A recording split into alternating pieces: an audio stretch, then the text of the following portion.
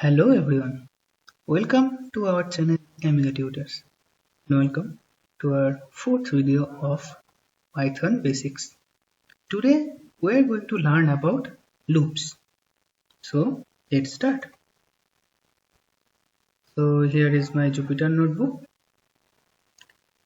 Let me check whether it is working or not. And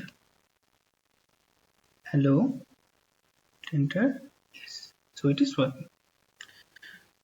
So let's start with while loop. How can we use while loop in Python?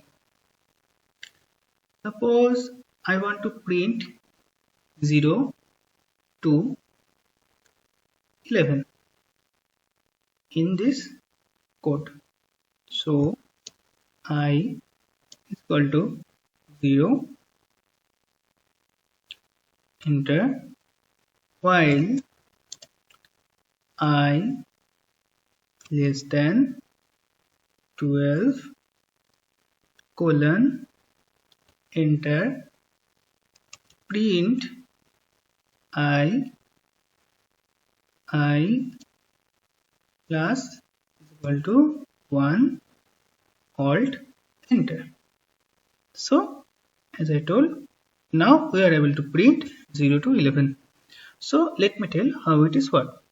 So at first I declare I as a variable and I mention its value is 0.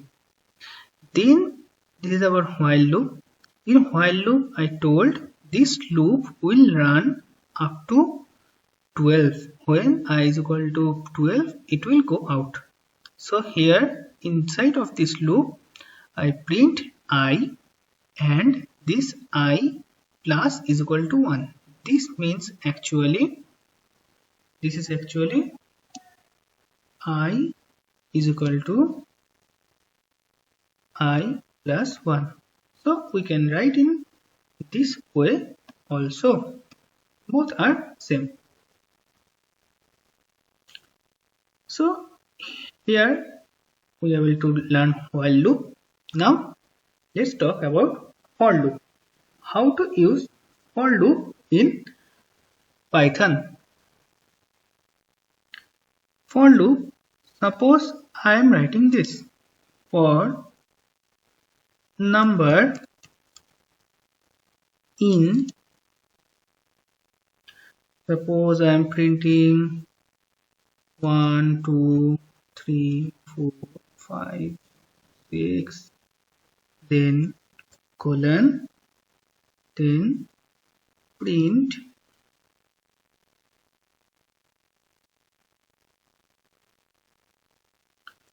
I can count to, comma, number. Let's see what it is printing. So you can see how it's print.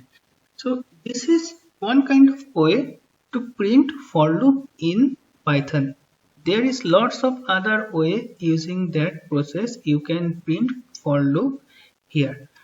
So here let me check how it is working. At first I denote it as a 4, then I declare a variable that is name is number.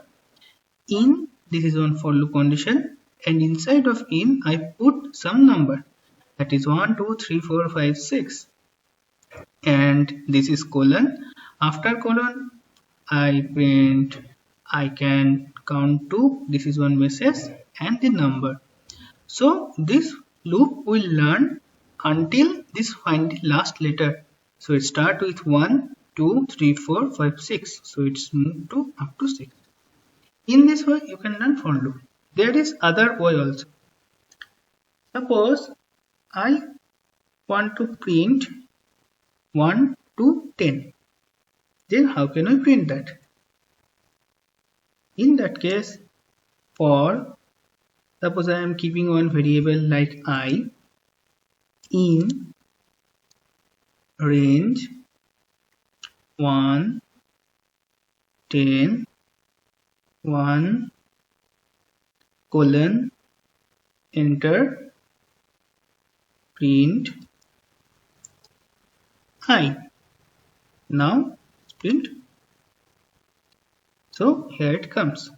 So I told up to 10, this must be 11. Yep.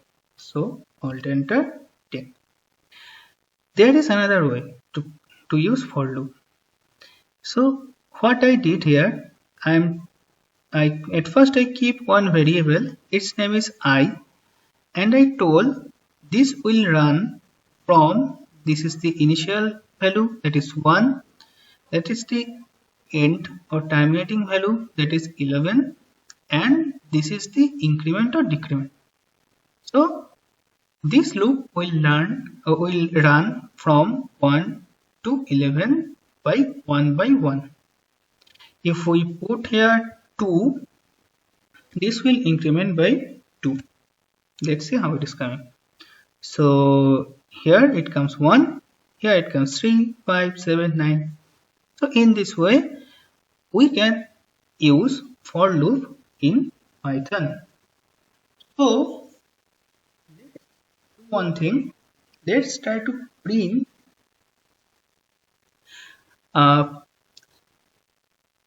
tables, numerical tables using this loop. I am just writing this for I in range 1, 10, 1,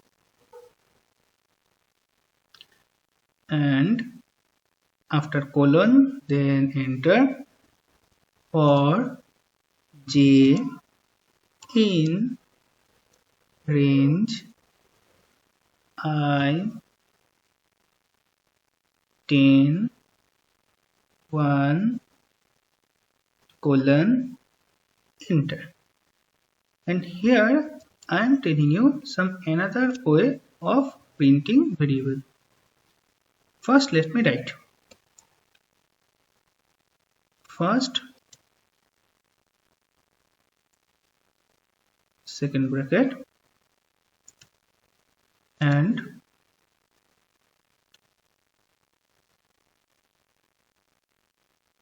second bracket, after that dot format I comma I into j. So let's try to print how it is coming.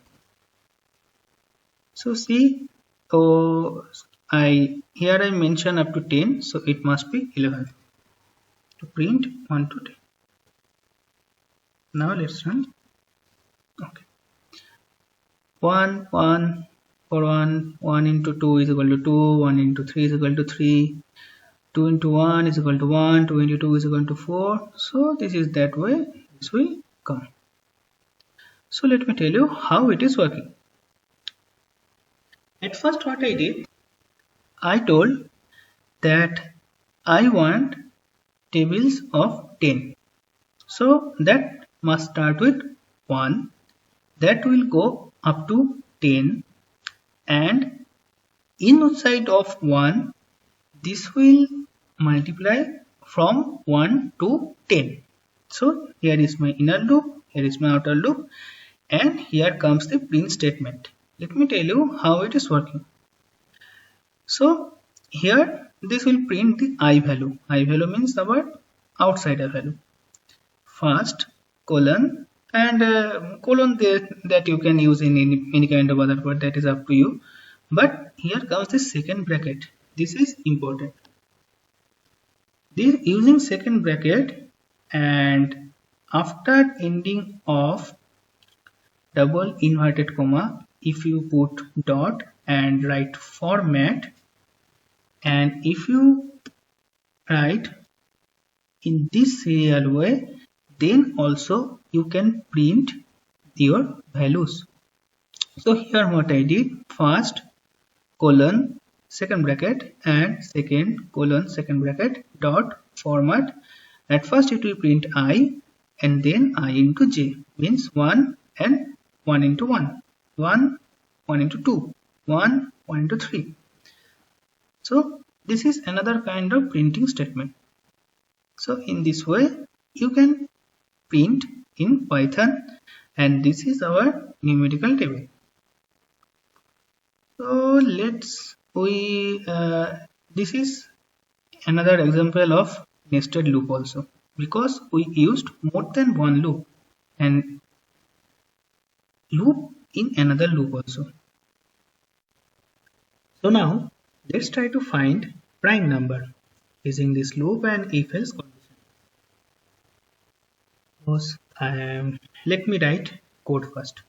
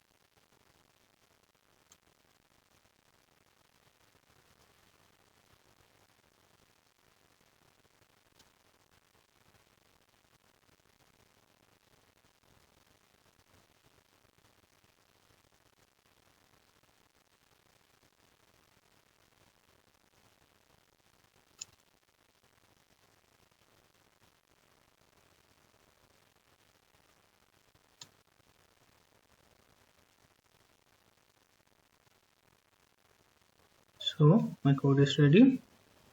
Let me run. Suppose I am giving range of 10. So prime 2, prime 3, prime 4, prime 5, not prime 6, prime 7, not prime 8, not prime 9. So let me tell you how it is working. At first I am taking input value from outsider. Suppose here I am taking range, A is the range, and in that case I took 10, and I am executing this from 1 to 10, and increment will be 1.